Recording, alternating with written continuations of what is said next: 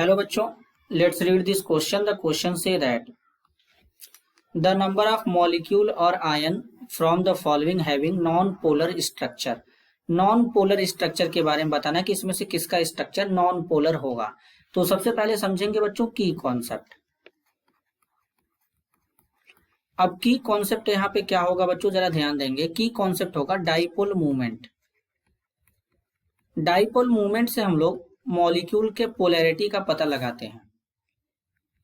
Dipole movement को mu से represent करते हैं बच्चों, चार्ज इनटू डिस्टेंस का मल्टीप्लिकेशन होता है।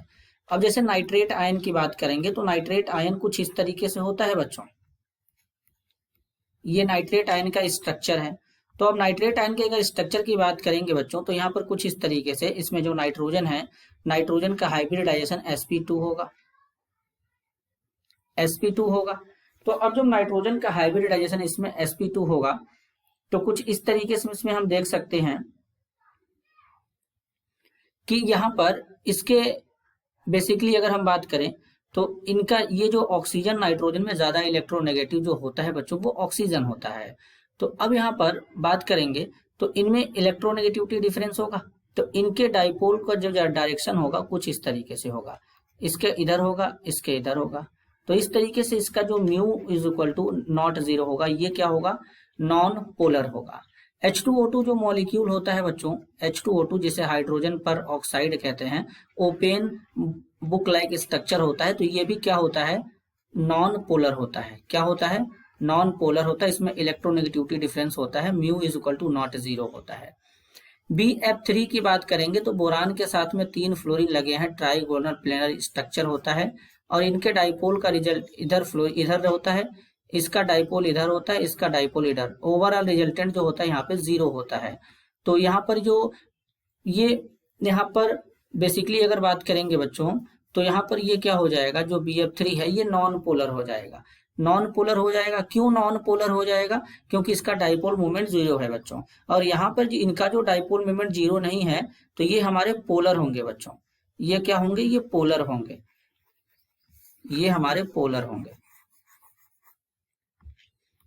तो यहाँ पर mu is equal to not zero है, यहाँ पर भी mu is equal to not zero है। तो ये क्या होंगे, पोलर होंगे। इसी तरीके से PCl3 की बात करेंगे तो फास्फोरस के साथ में 3 क्लोरीन इस तरीके से लगे हैं। अब इधर लोन पेयर है तो इसके लोन पेयर का डायरेक्शन इधर होगा, बाकी क्लोरीन का तो इधर होगा। तो इसका रिजल्टेंट भी 0 नहीं हो पाता है, तो ये भी mu is equal to not zero होता है। तो ये भी क्या होगा, नॉन पोलर हो, ये बच्चों क्या हो जाएगा, पोलर हो जाएगा। तो अभी तक नॉन पोलर कितने मिले हैं, केवल BF3 मिला है। XeF4 की बात करेंगे तो अगर हम जिनान के साथ में 4 फ्लोरीन लगाएं तो जिनान का वैलेंस इलेक्ट्रॉन बच्चों कितना होता है, 8 होता है। 4 फ्लोरीन इस तरीके से लग जाएगा तो 1 2 3 4 यूज कर लिया, 2 यहाँ पे इस तरीके से लोन पेयर बचे रहेंगे।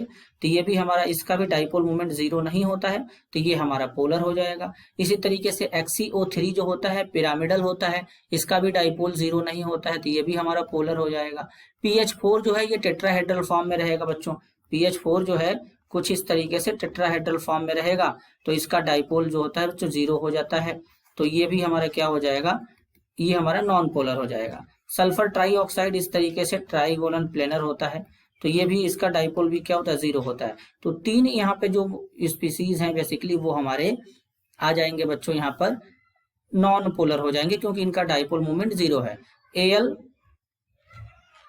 AlOH4 माइनस, अगर AlOH4 माइनस की बात करेंगे तो इस तरीके से इसके साथ में जो OH है वो टेट्राहेड्रल फॉर्म में लगे होते हैं बच्चों, टेट्राहेड्रल फॉर्म में लगे होते हैं। तो बेसिकली इनका भी डाइपोल मूवमेंट क्या होता है, यहाँ पे 0 होता है। तो ये भी हमारे क्या होते हैं, नॉन पोलर होते हैं। तो बेसिकली नॉन पोलर कितने मिल गए हमको, 4 मिल गए। तो फाइनली आंसर कितना आ जाएगा, 4 हमारे नॉन पोलर मॉलिक्यूल होंगे। This is your answer. I hope you understood it well. All the best.